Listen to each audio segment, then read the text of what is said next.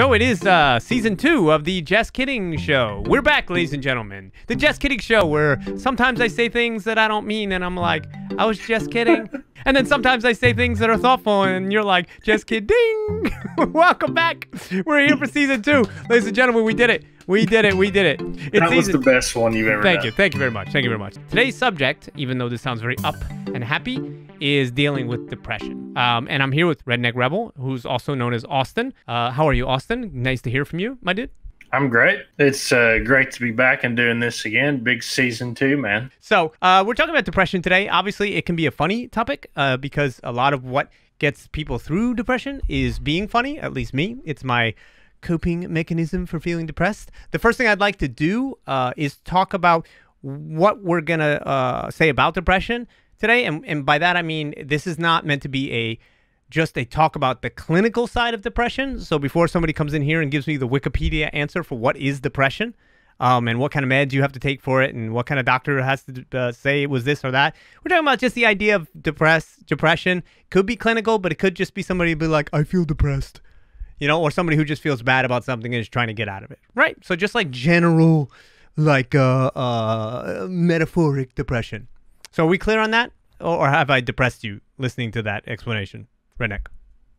You were waving your hands again, like I said that you do when you talk. Redneck is apparently studying me like I'm a creature behind a cage, which may cause me to get, self-conscious, and then may force me to become, I don't know, a worse performer, and then depressed because, because I've gone down in life. So thank you, Redneck, for observing me. You know, don't look at me anymore. Stop it. I don't like it. You're creeping me out. I apologize, man. Okay, cool. Now we can start again. Okay, and Act 2 of feeling depressed. I don't know why I'm not in a depressed mood. How am I going to do a thing about depression when I don't feel depressed, right? Ladies and gentlemen, we have people in the chat. We have Guy Rader who said clinical versus situational depression. Oh, we're going to talk about that. That's very interesting. We have somebody giving ranks. Colonel depression, lieutenant first class depression, that annoying ROTC kid depression. Yes, there's a lot of ranks of depression. Are you like, when you go to the doctor, this is what I don't understand, Redneck. When you go to the regular doctor, I don't know why they ask you this fucking question. I think they just send us off to the insurance company and then see what they get back. But I've been going for my neck, my back, my hip. I'm all fucked up. I'm falling apart. And they're like, if you had to rate the pain, is it from a 1 to 10? What level are you feeling right now? And I'm like 10 being the I don't know. worst. Yeah, 10 being the worst. Like, I don't know how I felt fucking yesterday. I don't remember if I was a 6. You think I was walking down the street and be like, my hip hurts, it's a 6. And now it's a 3. So I have to, I make up these imaginary numbers, and I feel like I'm getting every answer wrong. So I feel like this is the same thing with depression. It's like, well, nobody ever asks you, though. Nobody ever gives you that scale. And I've seen a therapist, and they're like, how depressed are you on a scale of 1 to 10? Nobody's ever asked me that. And I'd be like 15, always. That would be the answer to that question. I'm always a fucking 15. I'm always kind of depressed, okay? It's always kind of like, it's in my brain. Even if I'm being funny, somewhere in the back of my brain is something feeling bad. It's just waiting to sneak to the front to be like, I got you, bitch. That's how it works for me. Anyway, Redneck, do you ever suffer from depression and feeling bad? Oh, for sure. I mean, even just a few months ago, I had pretty much the worst bout of it that I've ever had. Really? Do tell. Yeah, I think I definitely talked with you about this, and I'd always kind of had like some depression on and off, especially after my mom passed away. It got pretty bad. I had like things like that go on, had a little bit of like here and there depression, but a few months ago, it pretty much just got to a point where, and just my interpretation is like, I wasn't dealing with my problems properly, so my body did it for me. So it was like... So you found your depression was manifesting itself physically for you? Yeah, and I had signs of it like weeks before. Like there was like a couple of times I woke up and I was just like, I hadn't even started my day yet. I hadn't even got out of bed, and I was just really, really, really sad. I didn't want to go to work. I didn't want to go to the gym or do anything. And then eventually I had a pretty serious panic attack, where it just kind of, I think everything just finally caught up with me, just where I wasn't dealing with things. It was just like, okay, I'll deal with that later, or I don't need to think about this right now. And then you do that for so long to where finally it's like, you know, that's what an anxiety attack is. Your body just deals with it for you. Oh yeah, no, I've had many symptoms of that over the years, and like for me, it's bottling up anxiety. It's being so. There's a lot of forms of this we can talk about, and there's a lot of stuff coming in the chat room too that we should address at some point, and we will. But for me, it's like, how do I say it? Like if I bottle too long, or if I'm under too much pressure for too long, and especially if it's self-inflicted pressure, of which I do a lot because I'm a little bit of a perfectionist. I don't know if you could tell, but when I do that for too long, I start to physically collapse, and I get these fucking tics, and then if I don't deal with that, then I start to get chronically sad, where I'm like, anything will make me tear up, anything. And it's not something I'm ashamed of, because it's never been something that's stopped me from achieving things. It's never stopped me from being good to other people.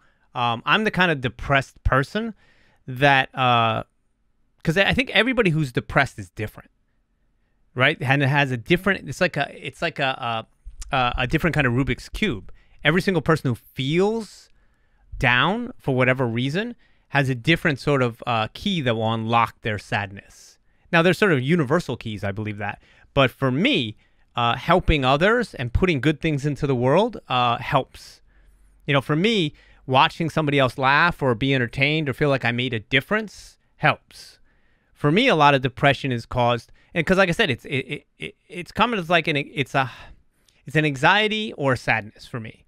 Like in your case, it was a sadness, and I felt like sadness-based depression before, but in the anxiety ones, for me, it's often based in things that I can't control, feeling like I have no ability to affect change on whatever situation is ahead of me, and then my brain starts to flip out, and I start to get really sad about it. My ineffectual being able to deal with those things. You may have felt that same way with when your mother passed away, and feeling like, you know, not only was she gone, but what could you do, and how could you change the circumstance of what happened to you in a way? I don't know if you feel that way, and I'm not trying to assign that feeling to you. But and on top of things like that, I'm very, very hard on myself. Me too. About a lot of things, about things that I say to people or decisions that I made that I regret. And it's like, and the worst part of it is that I know that I can't change it. And it's like, it's already happened. So like, let's not think about that anymore because we can't do anything. And then for some reason, my brain doesn't, it's like, I know that's what needs to happen, but my brain just doesn't allow it. So I just beat myself up over things that, you know, I can't believe I said that to that guy. Or, me too. I think you and I are very similar this way. And Guy Rader in the chat room said your body goes into a fight or flight mode. And that's 100% accurate. I came back. I'll give you a perfect example of like, and this part of like when I say depression, I'm sort of mixing in anxiety, and we've talked about that before. But I think that depression is not just like feeling bad or sad. I think it's when you feel like depressed or down. We can talk about like lack of confidence and all those other things, because those factor in too. But it also sort of fuels like an anxiety, right?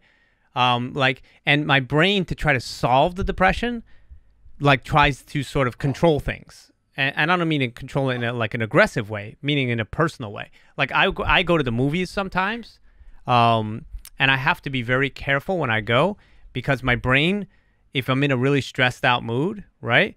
Anything that's going on in the movie that's going to fuck up my experience will really just fucking bum me out. And I won't be able to enjoy like the first 15 minutes of the movie because I'm being so crazy OCD about it. And it may sound weird, and it feels even weird to say it out loud. It's just kind of what I go through.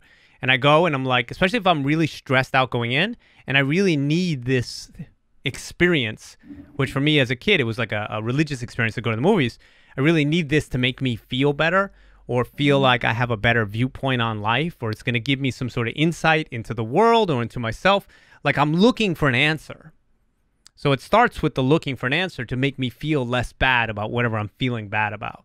And what I feel bad about may not even be something I can even really wrap my head around. But anyway, I'll go to the movies trying to feel better, and then there'll be that fucking kid, running through the aisle, 3 aisles in front of me. And then the father who's already like touching on his phone and he's like holding it up like it's a fucking flashlight in the movie.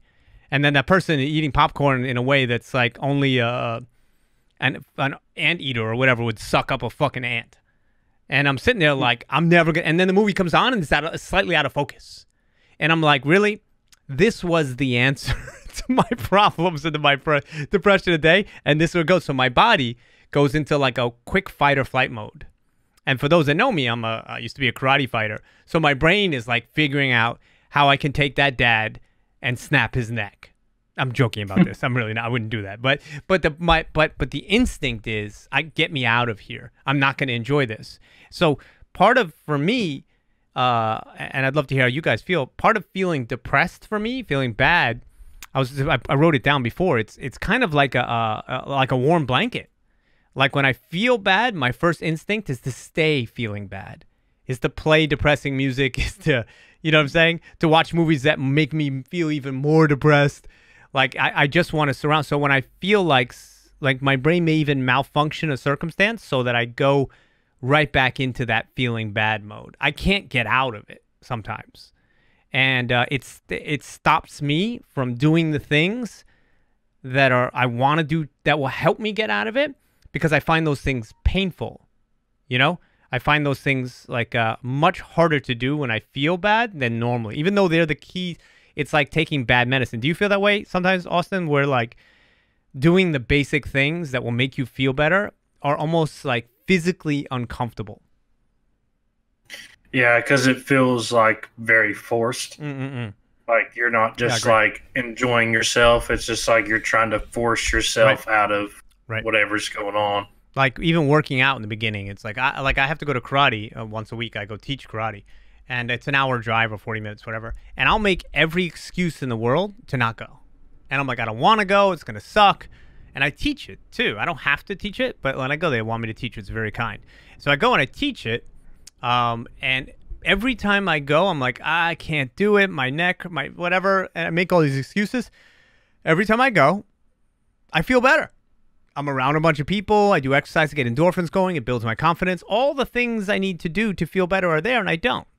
Broken from the chat room says, an object in motion stays in motion, and an object at rest stays at rest. Which makes complete sense. You could put that quote in our mental mood as well. 100% accurate. 100%. It is difficult to escape your own mentality. Like, for instance, like today, right? I felt a little like bad recently, and today, because I have like a little bit of instability in currently figuring out what I want to do next, which is very frustrating for me. When I have a lack of clarity, I feel depression.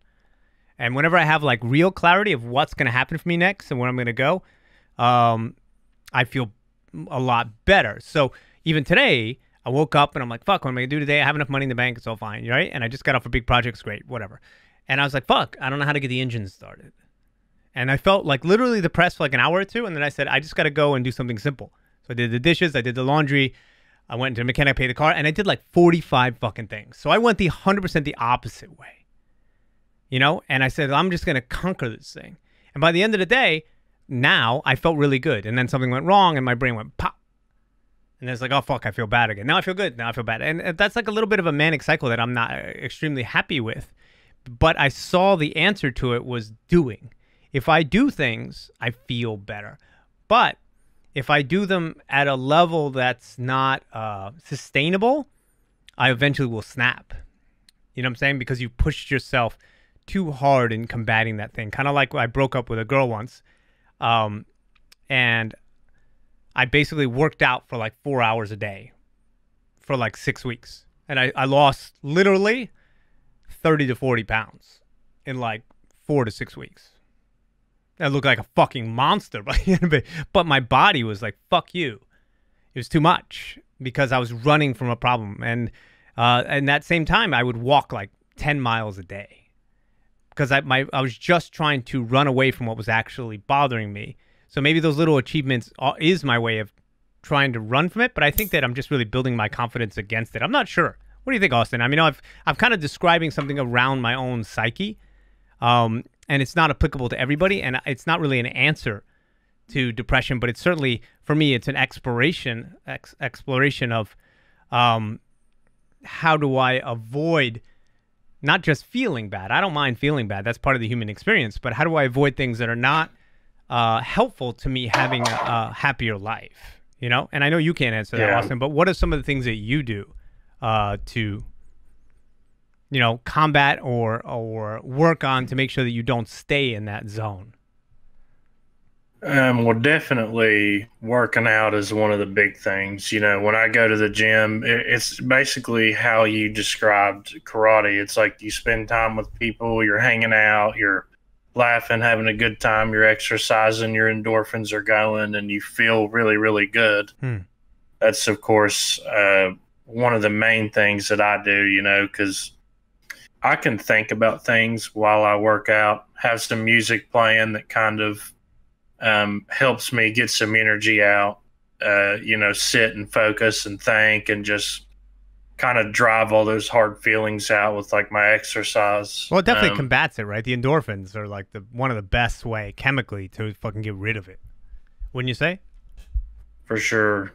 I've had many moments where it's like, I'm working out and, I just lift as heavy as I can. And, there's times where between sets, I'm just sitting there staring in the mirror, just thinking, I'm better than this. I can beat this, like it's kind of things like that where, I just have to convince myself that whatever I'm going through is temporary. And, maybe the reason that I feel the way I do isn't rational, because a lot of the times it's not. And, I've had times where I just come home and I've had a great day. I've been productive. I got through my workout. I'm on track with my meals, and there's literally no reason to even be sad about anything.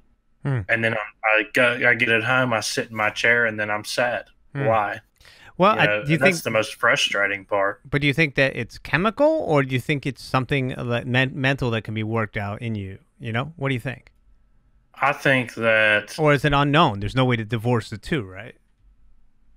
Yeah, you see, I don't know, because everybody has such a different experience where, like, I don't really have depression issues, like, which is, when the panic attack happened to me, I mean, that's the worst it ever got over so many years, because I've usually always been able to logic it out and deal with it somehow. And, I understand that there's other people that have certain medical issues that, they just say, hey, I just wake up and I'm sad for no reason. Or, just at the drop of a hat, they can be super angry or sad or whatever. And it's one of those things where I think that you have to experience it personally to understand why somebody would be that way. Oh, so yeah. I think it's really like... Have you found that... Depends on who you ask. With what you said, I found, and I don't know if this speaks for you, that those... Because I suffer, I hate that word because it makes this... I hate any word that makes me sound like a victim, but it's something that I go through. Because I experience this emotion, I feel like that when the other people around me feel it, I feel like I can relate to it, at least. I can't solve it. Because I think that trying to solve it in other people very quickly is very dangerous. I think I can be understanding of somebody. I think I can be pretty good about trying to figure out what somebody else needs and trying to give that.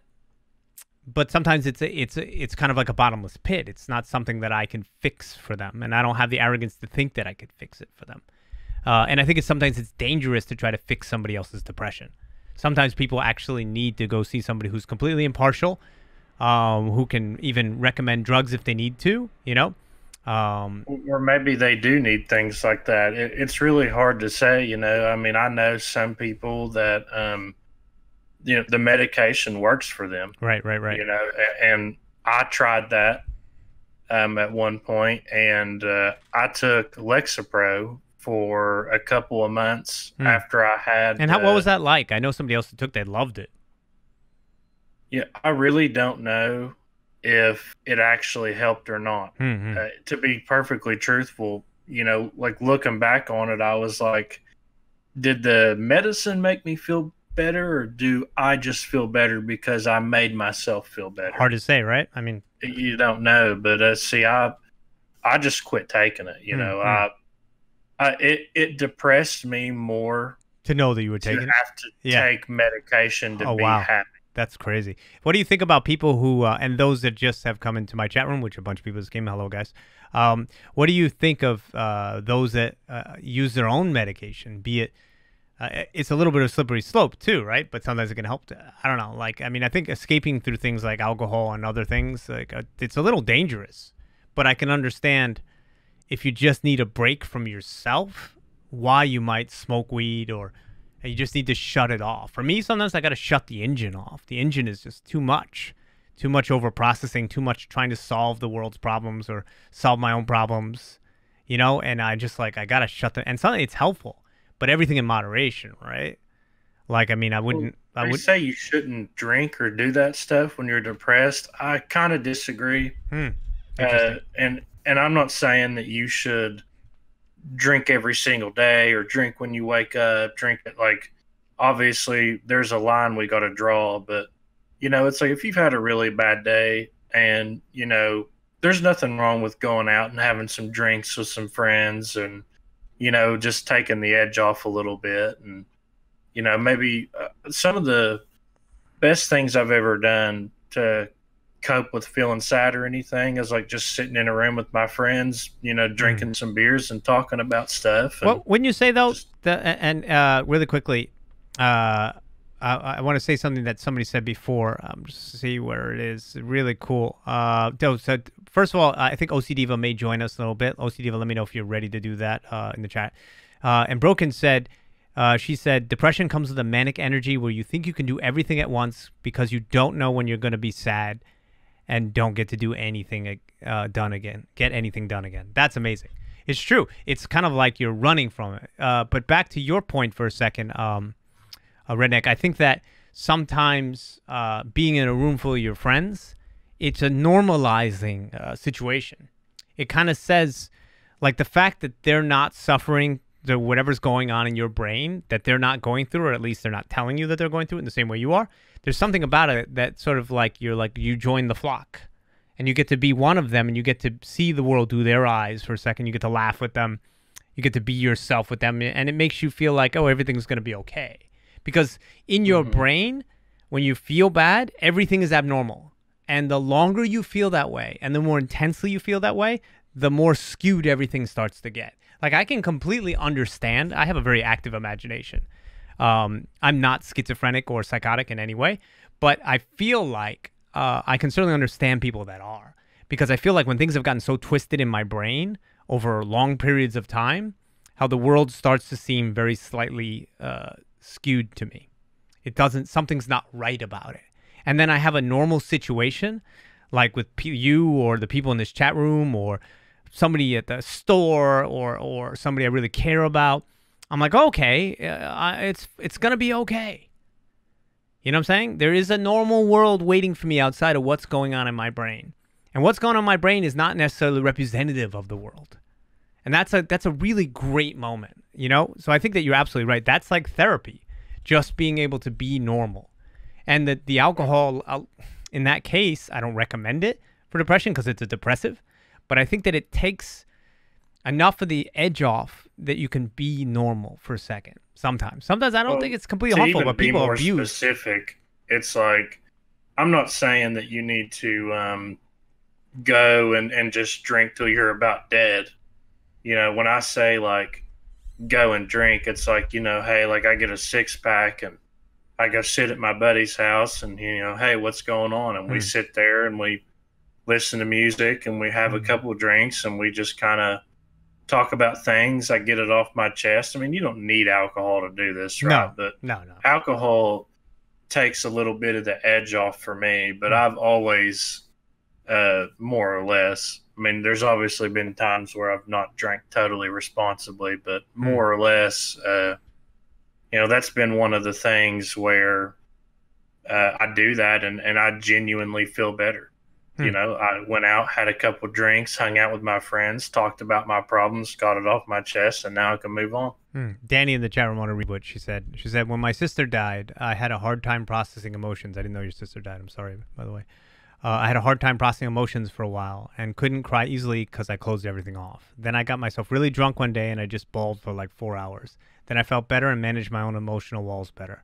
But definitely recommend being with others who are sober. I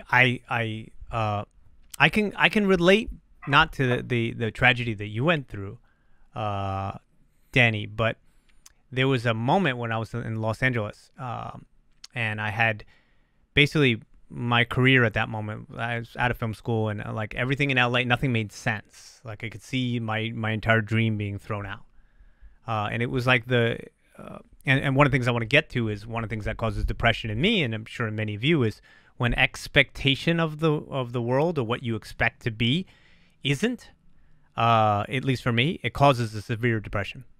And I had expected to be a superstar, and it just wasn't happening for whatever reason, and I wasn't given the opportunity, whatever. We could go through the litany of the reasons why. And I think it was building up in my brain, and I went out with my friends, and I had a bunch of screwdrivers before I left, like a lot. And then my friend kept getting them for me, but he was getting me doubles, and I didn't know. And I was so drunk I couldn't tell. And I started being a jerk to people, which I never am. Right? And then I left, and I went down the street, like screaming, crying. And I got to the front of my building, called my friend on the phone. I said, I'm in trouble, and I blacked out on the front yard. Never happened to me before. And of course, I went to sleep, and they all made fun of me while I was sleeping and did terrible things to me. But that was not the point of the story. Friends, yeah. Great friends, right? I love you guys. Yeah. But the point of the story was that, I experienced that moment. And like that was a moment, was to be like, whoa, everything is not okay here for me. And this had to come out. And I'm almost glad it did. And then I was on a fast track to get the fuck out of here. And I got a U-Haul and I left Los Angeles. But that was that moment where it just all just came out. But I wasn't with friends when it happened because I was by myself in the street, and it was very dangerous. So that's why I don't recommend escaping. Escape with friends. Let your friends be there for you if you feel bad, if you can.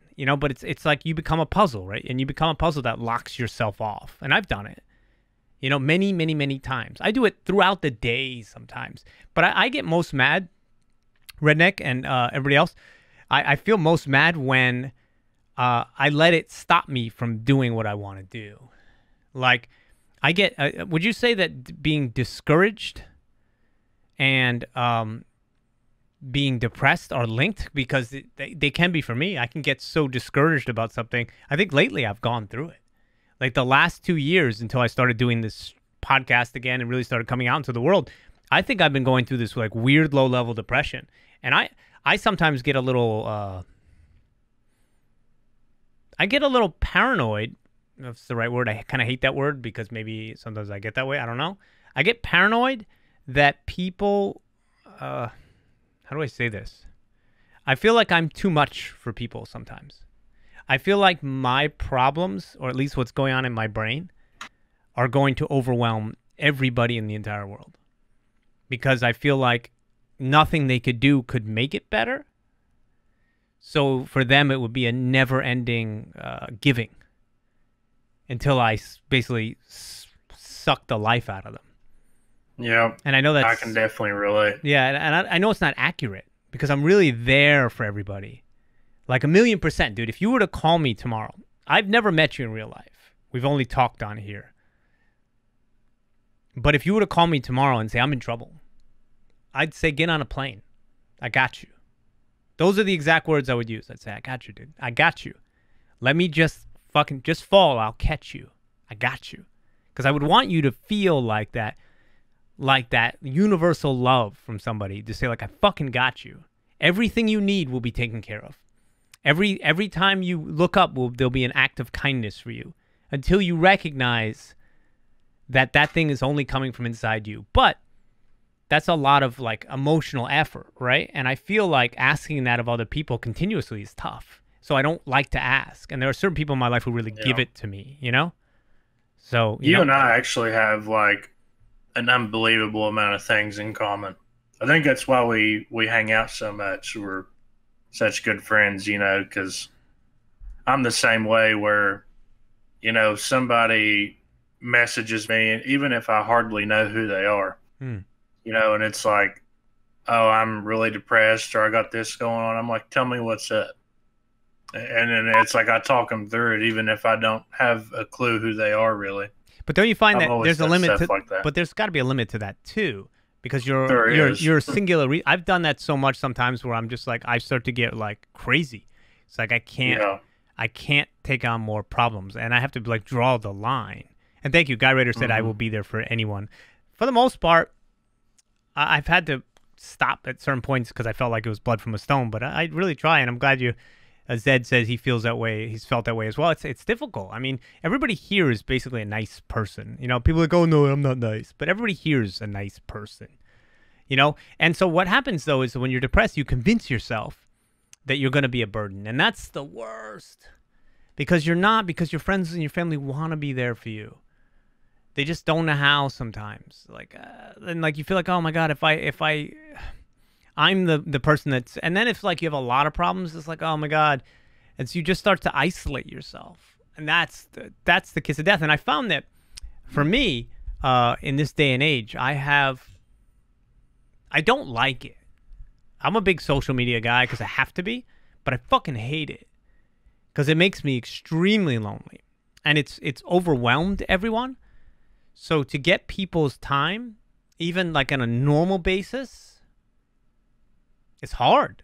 Like when I grew up, it was like I saw my friends every day. You know? And now I see select people every day. And it's like people don't have time. And they don't have time, but they're overwhelmed with stimuli. It's constant from work to social media. Everything is in their face at all times. There's always something talking.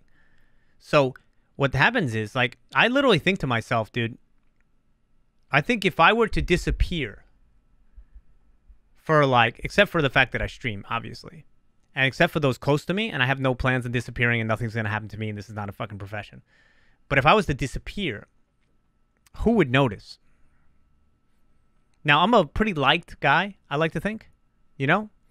But who would notice? And it's a fucking scary question nowadays. Because of social media, you know? Because people don't see you in their feed, and that's their social life now. They may just assume that they're just not seeing you in the feed. It's very strange. So I find it like much more isolating, you know? You'd be surprised at like I would be surprised how many people I actually deactivated my Facebook once. And like because like I don't really care for the social media either. I don't even care to look at it ever. Like I might check Twitter or something maybe a few times a week or something, but I got rid of it once and like all of a sudden nobody could get a hold of me. Hey man, it's like, well, where you been at, man? You know, it's like I got a phone. Well, it's funny. Genetics in the chat room. He says, "Who would notice?" He answered, "Your friends and family." And I could relate to what you're saying completely, Redneck. But as far as my friends and family, yes, it's true. The fact is, if I disappeared, there'd be a fucking witch hunt, which is very nice. A very nice kind of witch hunt. Maybe a bitch hunt because sometimes I act like a bitch. But it's what I'm trying to relate here is it's that feeling. It's that feeling of I'm a burden. You know, I if I wasn't here, no one would care. You know, and it's a sickening feeling. It's not a real feeling, but it's the feeling. It's like the number one feeling of depression. It's the feeling of I have no purpose. I don't have any will. I don't have any desires. I don't have any ambitions, or my ambitions are there and they'll never be met. You know, or what am I? Like all these universal questions. Or if somebody in my family passes away, who am I without that person? You know, I think the worst part of it is that you can think to yourself and realize that the way that you're thinking and feeling isn't rational. Correct. but you still feel that way. Yes, it's a weird thing, and you know it. You know it's lying to you. And I'm having, like, I've had this moment, like, where I'm laying in bed, and I'll hear that fucking voice. And it's like, I gave it a name once. I'm not going to repeat it here. But I gave it a name, and the second I did, it went away. And it's stupid, because it's not real. It's not a demon. It's just the negative side of me that's trying to fucking win. And tell me that I'm not deserving of other people or my goals or my dreams. In my case, is very specific, you know? My case is really based around I wanted to do something. I'm still trying to do it. It still has not come to fruition for me in the way that I expected it to come to fruition. So I have to re-quantify what the way that I've established myself in this world and sort of gives me value in my own brain, and then look at my bank account and see if that goes up too. It's a very tricky thing because I've chosen a path in the arts that doesn't reward evenly and doesn't make sense. And a lot of the world doesn't make sense. But in particular, what I've chosen to do with my life, none of it makes any fucking sense. Even when you're successful, none of it makes any sense. So how do you process that? I mean, how do you process anything? Most of the shit that we do and say is made up anyway, right? I mean, how do I say it? Like, we all agree that we're all going to be civilized, not kill each other, right? And then we build a society on top of it that all kinds of rules and cultures that are different from each culture, and we have to figure it out how we fit into it. And of course that causes stress and anxiety and depression, of course. You know, Mr. Frostmere said, I've stopped using social media for the most part. I find it's just too much stress trying to interact with people. It can be really stressful. And I don't blame those that recede because of this kind of new hyper-interactivity. I think hyper-interactivity can cause depression. I feel like the pressure to interact in a hyper basis makes me feel bad. Like, recently, my social media profile is starting to raise again because I've decided to re-enter the world. I do this sometimes. You guys see me a lot on Twitch, but those on like Facebook and other places, they're kind of, some people are out there waiting for me and whatever next project I'm going to come out with, or funny thing or interesting thing that I'm going to do or say, whatever, which is very kind to know that there are people who are looking forward to it. But sometimes I disappear because I just feel bad. And I had a kid come here recently. We call him Spam Man. Very nice. He actually helped me get to TwitchCon. Thank you, Spam. But he came here and he visits once every few years. And he said to me, I said, well, you know, I disappear sometimes. He goes, and he looked at me and he said, that's how I know you're depressed. I was like, wow, how the fuck did you know? You know what I mean? Like, how did you know? And what if I didn't appear again? You know, that's a scary thought, right? But we all ponder it. It's just being like realistic. But for me, like, my problem going back to expectations is that once my fatal flaw as a person, and maybe we all share this flaw, I don't know, but once I decide to do something, like, I can't undecide it. I have trouble with that. Like, my will is like fucking iron. And I decided that I was going to be a big success in entertainment in some capacity. And I can't unchoose it. And every time I try to unchoose it, I can't unchoose it. I can't unchoose it. I can't unchoose it. You know? So Guy Raider says, yeah, when you start getting real active on social media, you can feel like a psychopath. Yes, I 100% feel that way. I feel like a crazy person. I feel like I'm too much. Like, who wants to hear this? I don't want to hear this. I'm kind of blah, blah, blah, blah, blah, blah, blah, blah, blah. So you feel like you're talking all the time. So, I don't know. There's so many things I think that can cause this depression and demotivation. And then there's internal and external things, right? And somebody called it before situational depression. I think I experience more situational depression than I do actual depression, but I don't know. It's hard to say unless you remove me from my situations. Like, I feel like financial depression is a real thing. Because for sure. Oh my God. I think that's actually got to be the worst thing. The worst kind is financial. Well, it's right, because you feel like immobilized. Oh my God, what am I gonna do? Panic, panic, it's like panic, you can't panic, do panic. anything. And then it's like they have a thing. Every week I follow the stock market because I've tried my best to invest in stock options this year. Craziest shit I've ever done. You talk about depression. I don't know how those guys survive even a day. They'd be much better off going into Hollywood and wasting their lives than doing that. It's crazy. It's crazy.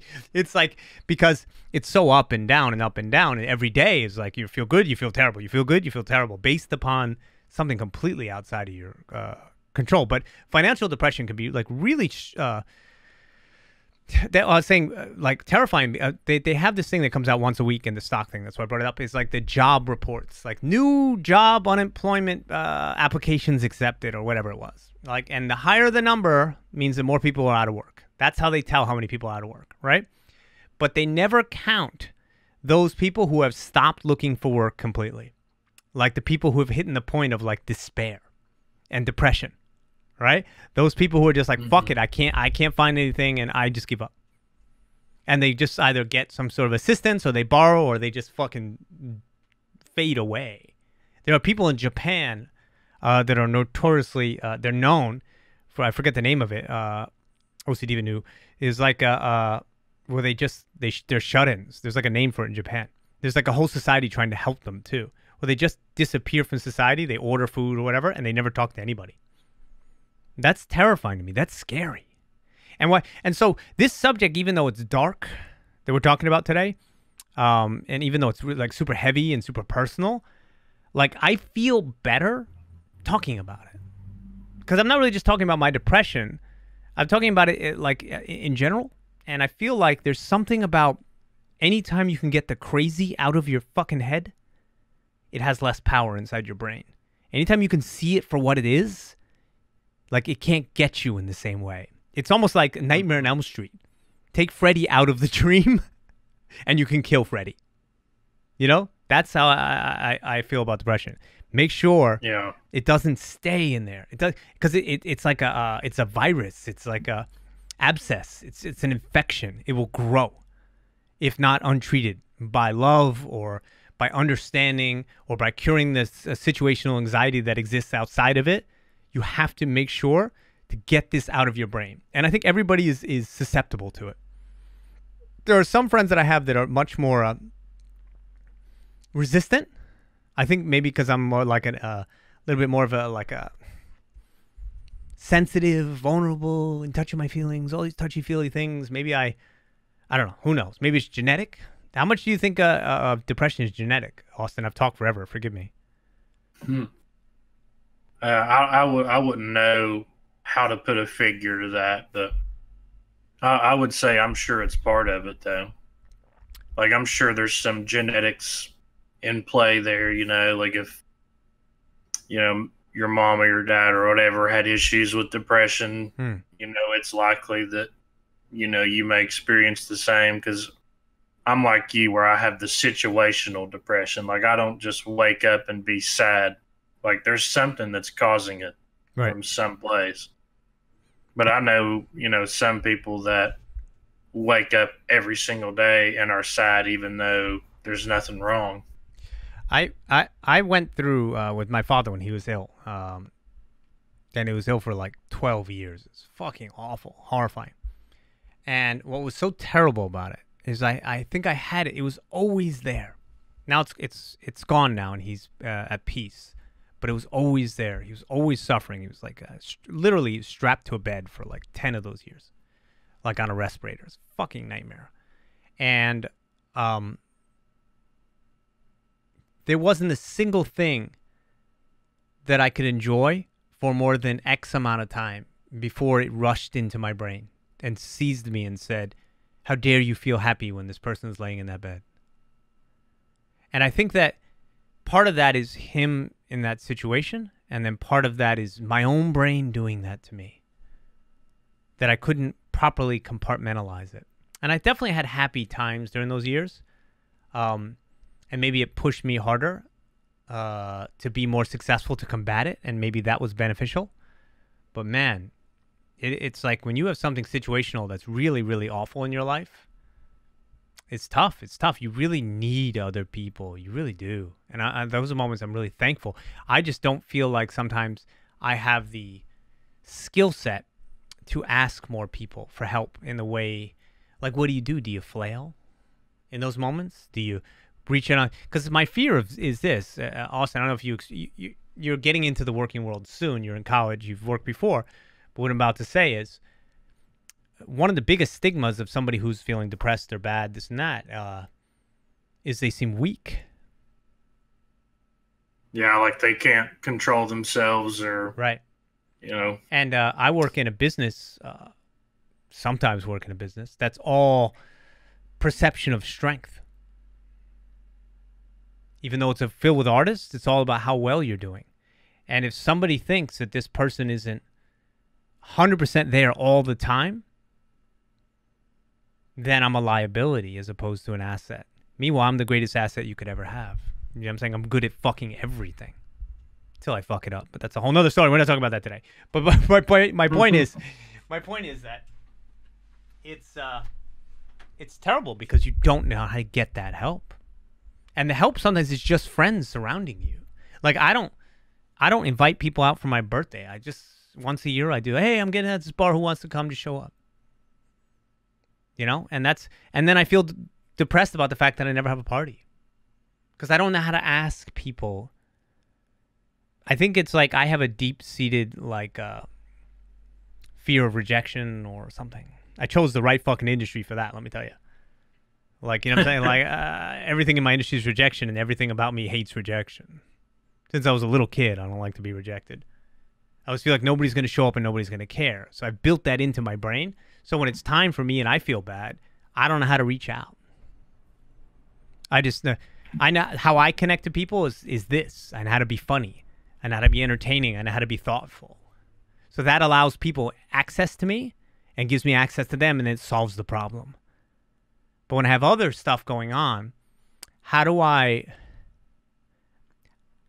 fall knowing that other people outside of my very immediate circle of amazing people will catch me? Because maybe they won't even know that I'm falling. That's scary, man. Anyway, that was super deep. Sorry.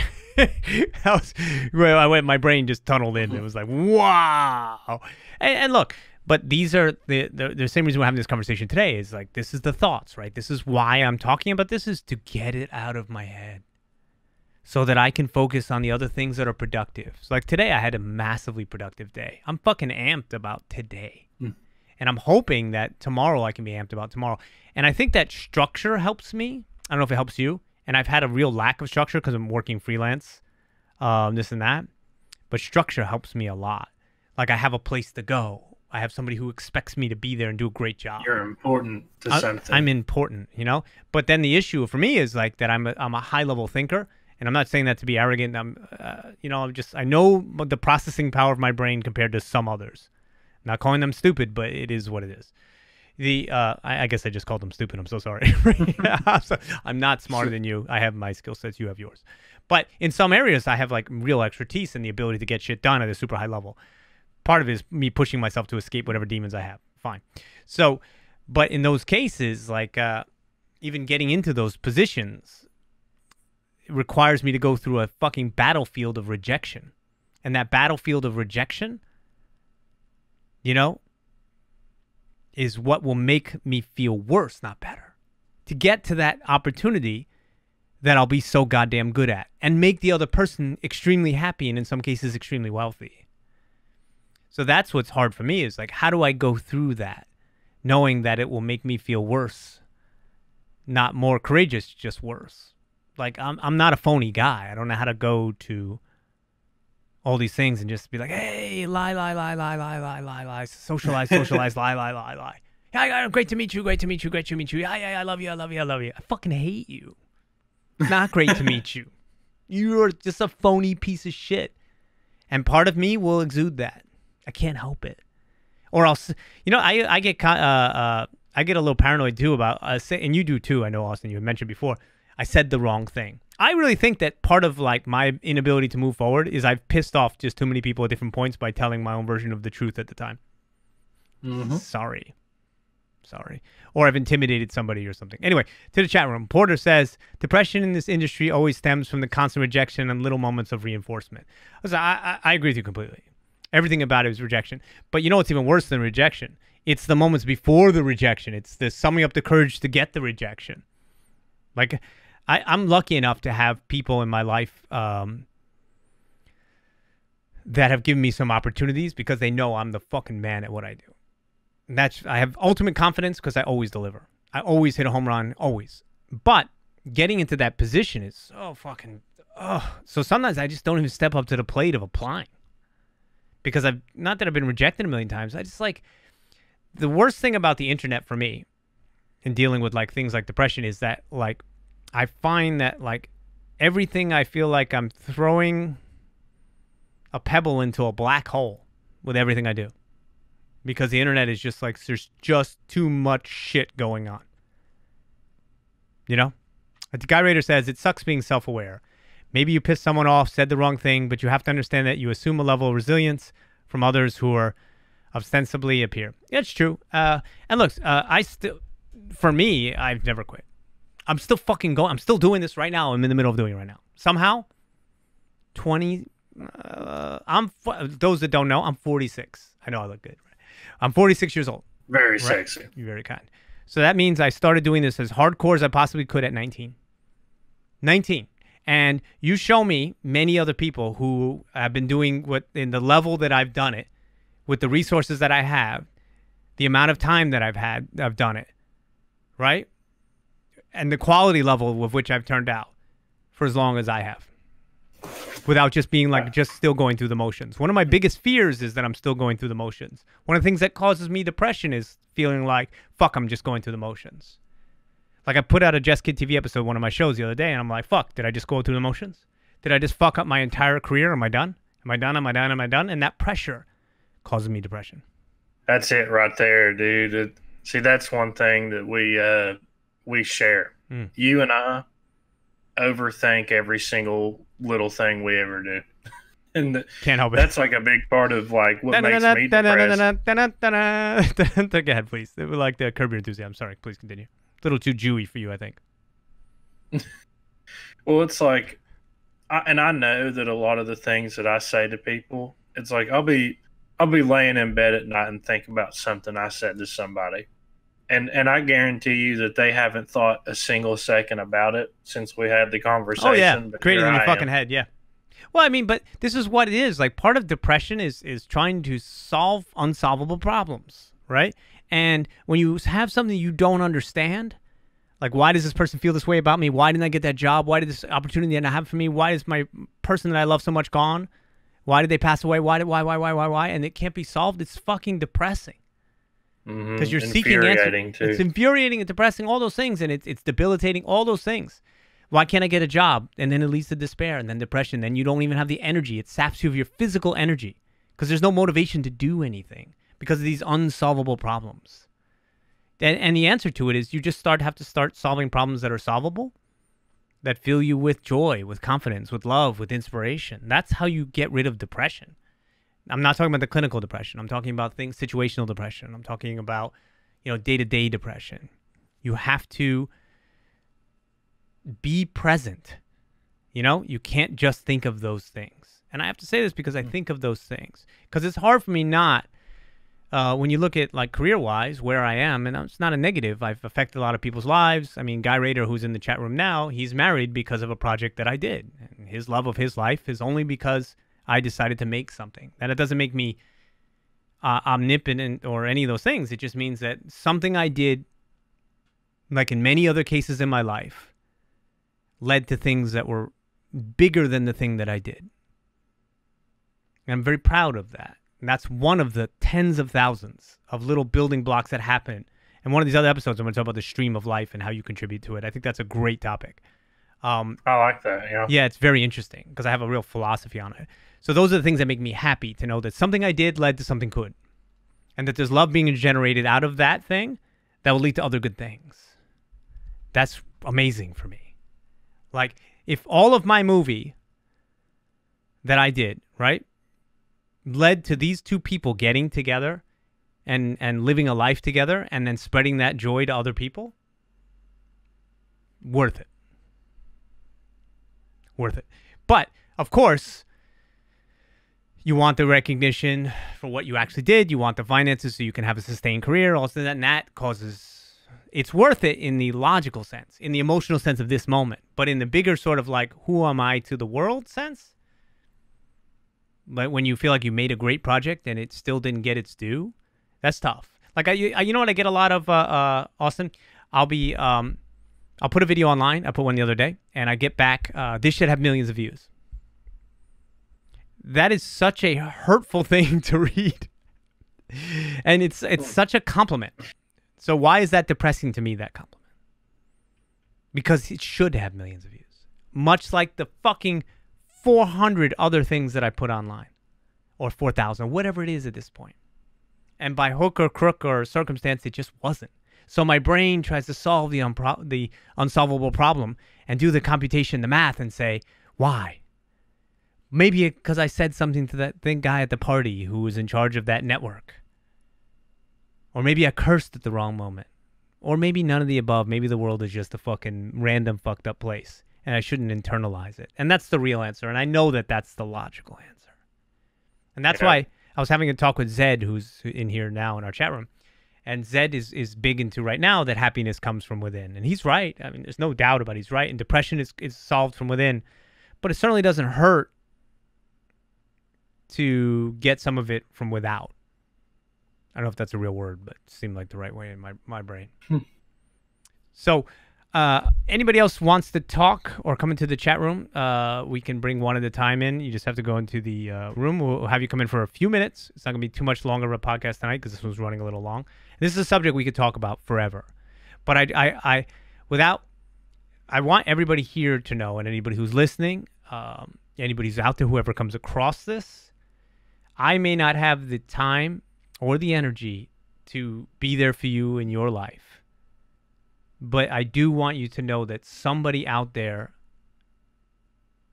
cares about what happens to you and cares that you feel bad and wants you to find a little bit of a sunlight in your heart and for your life. I care. So, all right. Anybody wants to come in, let me know. If not, we'll do a little bit of a early exit here. Austin, do you have anything to add? I know I've talked a lot. Forgive me. Please take the floor and just talk for a second so I can drink this this tea. The floor is yours, my dude. Well, of course, I share a lot of the same sentiments. I may not have the time or the energy or whatever, but I try to help and be there for as many people as I can, even if I don't really know you. I may not have the same kind of depression or problems, but I can definitely relate to being sad. That's happened to me a bunch of times. So definitely, if I had any advice to add or suggest, just stay productive and just remember that, it's temporary and there's bigger and better things. And it's honestly a pretty great world out there. So it certainly can be. Try to focus on that. 100%. I'm going to bring Danny in to the chat room for a few minutes. Danny, you are here with us in the podcast room. How are you? Hello. Can you speak up just a little bit, Danny? Yeah. There you go. Perfect. Danny, Danny's a wonderful member of our community. Danny, what thoughts do you have to share on anything that we talked about here? Well, since we're talking about hopeful stuff now, we're shifting into that what are we doing kind of thing. I definitely would say that what you were saying before and what Redneck said before and things like that is that sometimes the best helpful thing to do is to help other people. I myself have had a really rough last 5 years, and it's just started to really come to be a much better life in that I am choosing to be the best for myself. But also I've taken on a little project in the last year of just mentoring some young women on a Discord server, and just helping them through tough situations that I've been through. It's yeah, I remember those times. They suck. And one of the things that we kind of all relate in that server in particular is that like a lot of parents are just really terrible and don't know how to parent well. And so I had to like encourage them and like be there for them and be a comfort when sometimes the people who are quote unquote supposed to be there to do that aren't. And does that make you feel not only more fulfilled, but does that help you stop feeling some depression yourself? Oh, totally. Definitely. 100%. Like, there was this one girl that I talked to for a while, and then she just, like, disappeared from the server. And she messaged me recently, and she was like, Danny, I know I haven't been on for a while, but that's because, and I'm sorry, like, I haven't talked to you, but I've been just doing really well, and I have a girlfriend, and we're doing really great, and I love you so much, and thank you for all of, like, the things that you have said to me to help me get through some really tough times. And I'm just like, oh, my heart. Like, thank you so much for telling me that. Like, oh man, who would have so thought special. that who would have thought that the cure to curing yourself is curing somebody else? Yeah, it's like you dump a lot of love and care towards other people that's not expecting anything back, and it's just so rewarding. Oh. Yeah, I definitely makes me like tear up right now. It's awesome. Well, that's why I'm doing this. That's why I've spent the last 2 years playing games with people online and trying to make that experience fun for them. Because I feel like if I just do it enough for other people, some of it will bounce back. Yeah. You know? And sometimes it doesn't, and that's a shame because it should be at some point. It has to be a little reciprocal because it can't just sometimes your cup gets empty, and I have a saying like you got to fill your cup. And that's why when I go to the movies, I want it to be a good experience because I want to fill my cup. My cup is empty. And at some point, you can't just give. Exactly. But certainly giving is definitely the world's best antidote to feeling bad. Broken says in the chat room, she says, learning to behold your own power of helping others, great. Sometimes it helps to get your mind off the constant, oh God, what am I going to do? What am I going to do with my life? What am I going to do tomorrow? And sharing that light and spreading the positivity can bring that light into your own heart and mind. I could not agree more. I could not agree more. Amazing. So I think on that note, without a big speech, I sometimes give big speeches. There is no speech to give tonight. There's only, I'm glad the show is back. I'm glad we're doing this again. I look forward to more episodes where we can, share personal experiences, share laughs, and feel like together we're creating something. Because for me, the act of creation and the act of sharing things is the best cure for my own depression and makes me want to do more, not less. Thank you, everybody. Thank you so much. Thank you, Jeskidding. Yay.